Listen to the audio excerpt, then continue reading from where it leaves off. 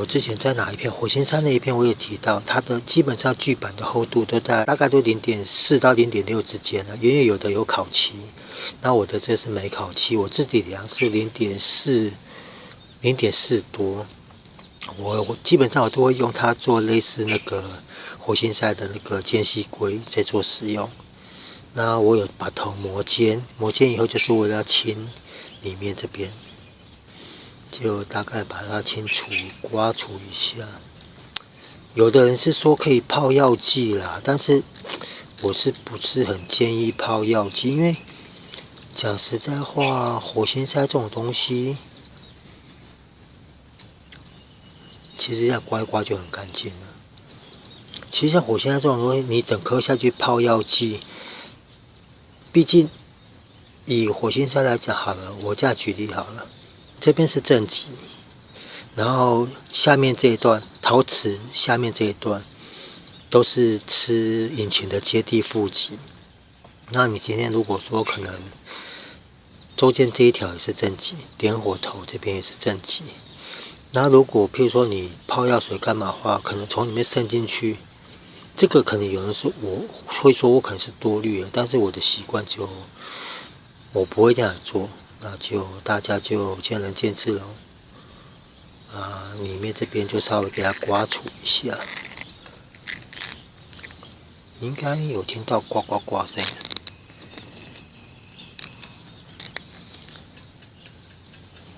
有没有？里面都是碳粉，很细的碳粉。如果像你是比较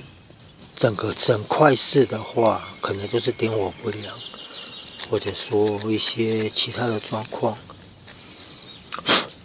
然后清洁火星塞的重点就是尽量不要去碰到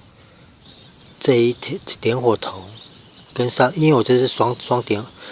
类似双白金、双一合金的，所以这边还会有一个头。我不知道这样有没有拍到，我有一个小白点，那边也是特殊合金，然后跟这个头尽量不要去碰它。然后火星塞的内部清洁就是用这个刮里面的外围哦，你不是刮里面这个陶瓷柱哦，这个陶瓷柱也不要去碰它，因为那个如果裂掉的话都会漏电。然后就是刮外围，然后刮这个边，然后刮一下这边，轻轻的刮。然后最重要的就是这个螺牙的部分，因为火星塞它是靠这边去接触那个气缸的金属，导致它的负电传过来这边。然后这边的牙的清洁就是这样子。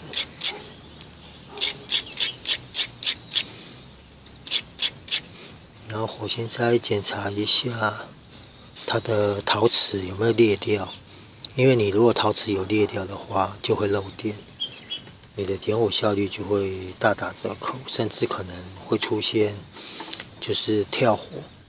它火星塞本体没有点火，它是别的地，它是从旁边漏电，不正常跳火啦。你看像这个，我第一缸我清过以后，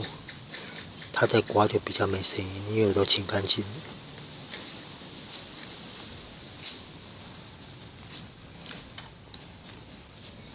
像这个步骤我等下就省略掉，基本上就是牙的清洁，然后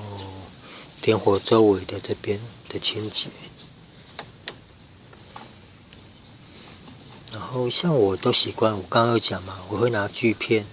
当那个量规下去量，因为这一片是0.4几，我大概就是给它撑到0.5，因为汽车的火星塞间隙一般都在0.9到1.1 mm 之间，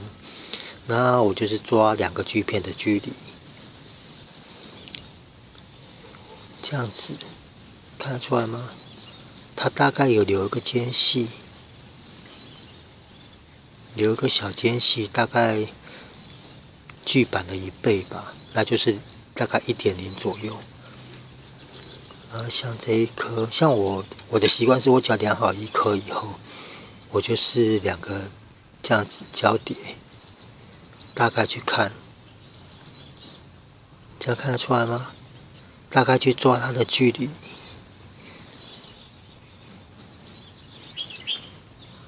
像目前这样看起来，这个有点过开。如果过开的话，拿个小尖嘴钳，轻轻的敲一下，然后再测量一下。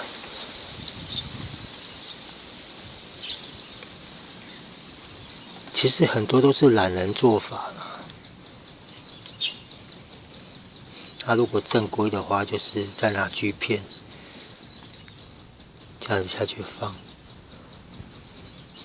大概也是抓2片的距离。那如果是太密的话，如果太近的话，拿尖嘴钳这边，它有夹的这边，你一边去勾住后面这边接地的这个电极后面这边，然后一边去小心的去点住这个的边缘，然后轻轻的往上，慢慢的哦，你不要太大力哦，就这样勾住它，然后轻轻的往上，稍微的轻轻的扳一下。这个也不能常扳，因为有的会断掉，品质可能比较差的会断掉。然后像我为什么会说要清洁螺牙，这个螺纹这边的原因，就是因为我刚刚有讲嘛，因为火星塞的点火的，它的负极就是靠这边去接触，然后你看这个是清洁完的，这个是还没清洁。其实，在燃烧室里面高温高压爆炸的时候，它的串气，它有办法串到螺牙里面这边来，有没有看到？因为我每次清火星塞，我一定都会清螺牙，虽然没办法清得跟新的一样，但至少不可能会这么脏。那它就表示它的爆炸的串气，它有办法串到里面来，它的积碳碳粉可以跑到这边。那是不是如果真的串得很严重的话，你这边的负极它的接触就会比较差，就会导致点火效率的不好。这就是为什么要清螺牙的原因。我4颗都清好了，那为什么要定期的检查它的点火间隙呢？就是因为不管是什么火星塞，它的这个点火头这边，它都属于是耗材，它可能